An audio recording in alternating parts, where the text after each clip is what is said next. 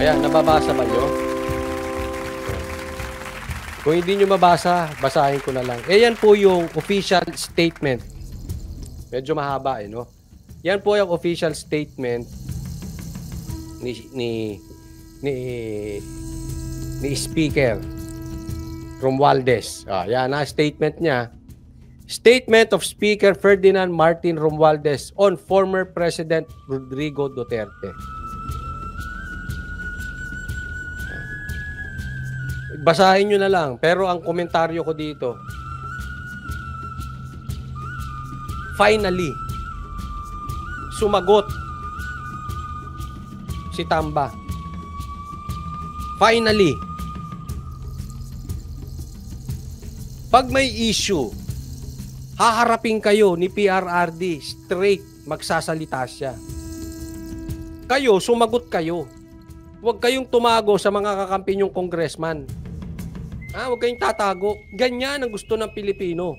Kayo sumagot. Kaya alam mo, namimiss ko yung si PRRD. Alam mo kung anong nangyayari sa bansang Pilipinas eh. Yung dati lagi siyang may pa-press con, sasagutin niya. Ganito. Okay? One thing good sa ginawa ni Tamba. Bantay dagat, wag po paulit-ulit ha. Okay na po, na-promote nyo na po yung channel. Okay na po. Sige.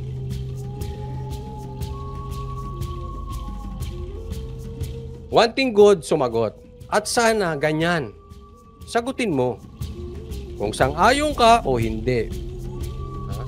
Kung merong ayaw ninyo ang confidential funds, kayo mismo magsalita. Kung hindi nyo ayaw, kung gusto ninyo, sabihin nyo.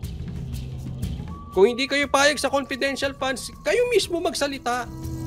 Be a man. LQP pa at maraming salamat sa stars. So, sa akin, okay ito. Walang problema. Ngayon, hindi ko alam kung totoo yung statement niyang yan o hindi. Kung bukal sa puso niya o hindi. But at least, one step forward.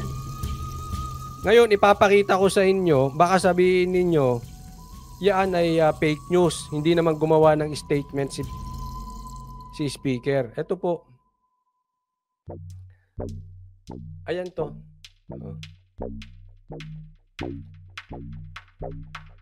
Sa Facebook page mismo ng House of Representatives. Sa basahin nyo, tingnan nyo na lang doon, ha? Tingnan nyo yung statement.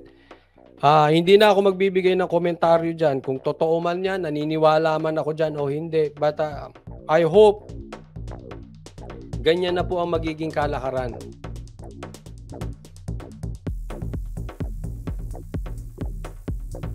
Be honest to the people.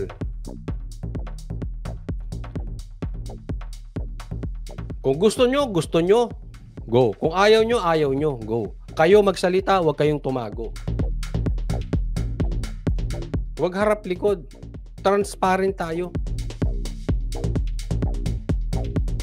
Kaya nga ako, kita nyo naman kung paano kayo pangalanan. Pinangalanan kayo ni PRRD. Ngayon, kung gusto nyo talaga ng pagkakaisa, well, I hope totoo yan.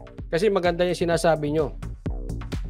Para lang sa ikakaayos ng bansang Pilipinas, para bumaba ang presyo ng bigas, etc., etc. Kung yan naman ay magiging successful, bakit hindi? Saka na kayo magbanatan. First lang sa 2027. Baka nga hindi pa kayo manalo sa 2025 eh. Diba? Huwag nyo na muna usipin yung 2028.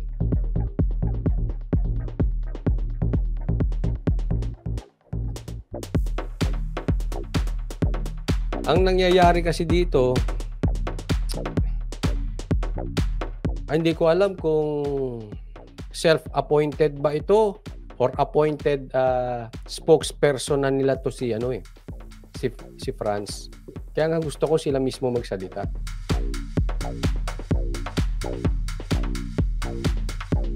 At least pag galing sa inyo, walang confusion ng Pilipino. Kasi nagmumukhang spokesperson ninyo si Franz. At kung hindi nyo siya spokesperson, pwede ba patahimikin nyo yung marites na yan?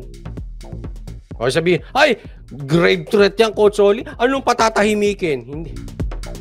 Ibig sabihin, suwayin ninyo. Kasi may power kayo sa kanila. Ichinichismis kayo eh. So kung hindi nyo maawat, dapat kinukundinan ninyo. Para hindi magduda ang taong bayan na ginagamit nyo, tagapagsalita, si Franz. At tumatago kayo sa likod niya. Maliwanag. Mag-statement kayo. Yan. Bugan nyo. Huwag kung kani-kanina dumadaan. Kaya nga, kung ayaw nyo confidential funds, magsalita kayo.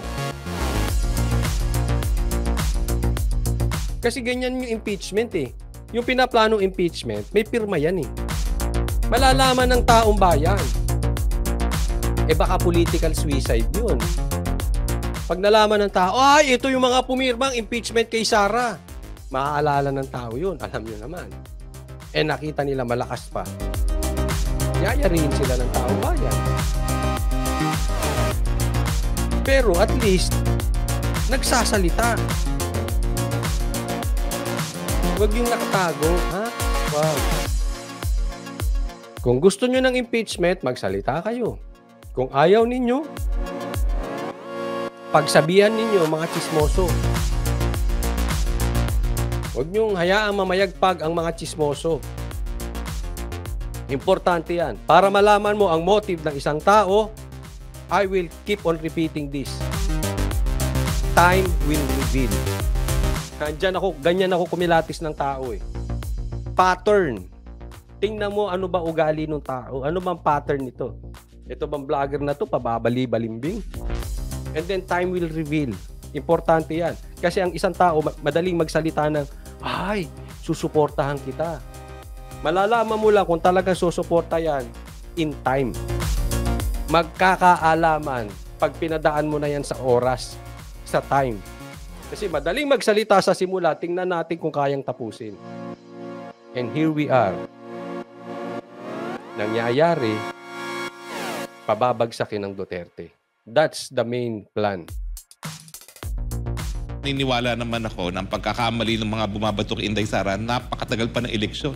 Kahit anong mangyari, makakabawit pa si Inday Sara dahil meron pa siyang mahigit kumulang 4.5 taon para makabawi. No? Pero, ganun pa man ha, bagamat bumaba nga ang lahat. Sabi dito ni Sean Sanpay, Coach Oli, may mga trolls pumasok sa Pro Duterte vloggers. Kunwari sila DDS, yun pala mga pulahan at dilawan. Dati na yan. Election pa lang, ginagawa na nila yan. Kaya yung kamay, ramdam na ramdam ko eh. Di lang naman po si Inday Sara, no? Pati po si Presidente PBBM, si Vice President Inday Sara pa rin ang may pinakamataas na approval at trust rating sa lahat ng mga namumuno sa ating bayan. So dun sa mga pinupukol ang VP Sara, well, bahagi lang po kayo nagtagumpay, pero bagsak din si PBBM. Ang hindi kasi naintindihan ng mga pumupukol kay Inday Sara, unang-una, talaga naman pong nagbigay si Inday Sara nung huling eleksyon at talagang pinili na lang niya na suportahan si PBBM bilang isang presidente. Iba na tono ni Roque, no? Iba na.